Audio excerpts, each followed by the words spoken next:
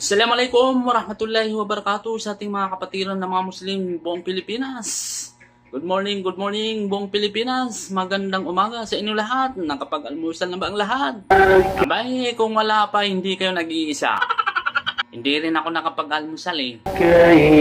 Alam niyo mga kaibigan, meron na naman tayong aabangan na magpa-public apologize. Hindi ko alam kung napanood niyo na to, ang isang pastor daw na nagpapasikat na naman. Hindi ko alam, hindi ko maintindihan ng mga tao ngayon. Minsan kasi may mga tao na gusto lang sumikat. Ang gagawin nilang strategy ay bubumbahin nila yung kapwa nilang tao. O di kaya, ang iba ay gagawa na lang ng issue para magpasikat sa kanya. Hindi ko alam anong magiging paliwanag ng taong ito. Pastor ba ito o hayop? Pero ang nakalagay sa pangalan niya, professor pa daw eh. Pero hindi naman yata mukhang may pinag-aralan eh.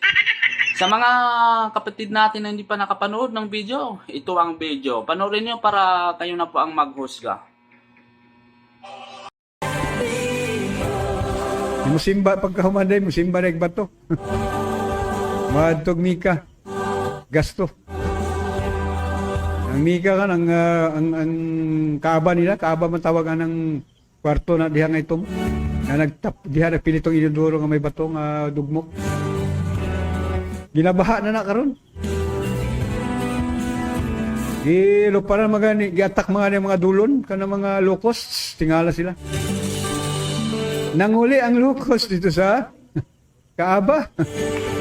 Nag-apil og hapa dito kauban sa mga Muslim. Sa mga locust, simbolo man na nila, simbolo man sa Muslim ng locust pud. Kita mong locust, dulon, apan bitaw madagko. Apot ting daghana na. Pag umabot na sa imong tanom, ang sa mabilis sa imong tanom, tuod. Asa mga dahon? Wa na dahon. Hinga ng Islam, Muslim po. Nanguli po na, niuli sa, ang locust, niuli sa Mika. Nag-hads ang mga locust.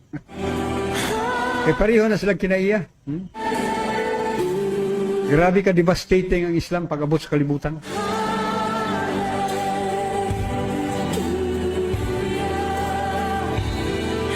Fasting ko na sila.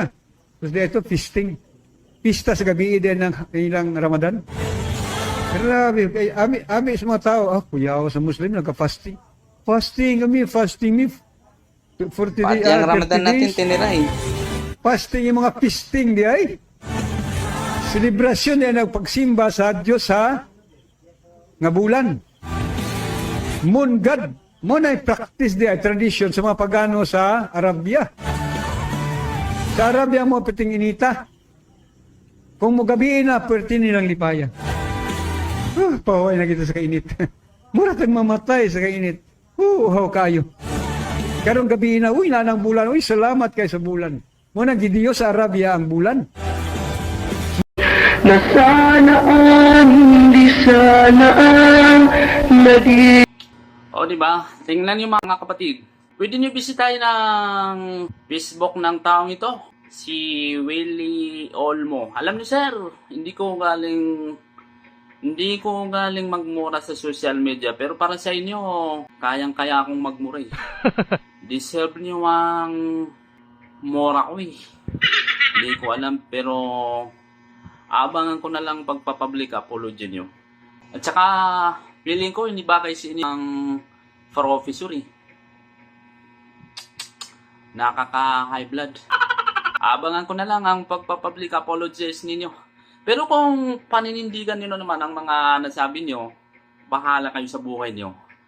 Ang masasabi ko lang sa inyo, naway patnubay, naway gabayan na lang kayo ng Allah subhanahu wa ta'ala. So, yun lang. Assalamualaikum warahmatullahi wabarakatuh sa ating mga kapatid na Muslim.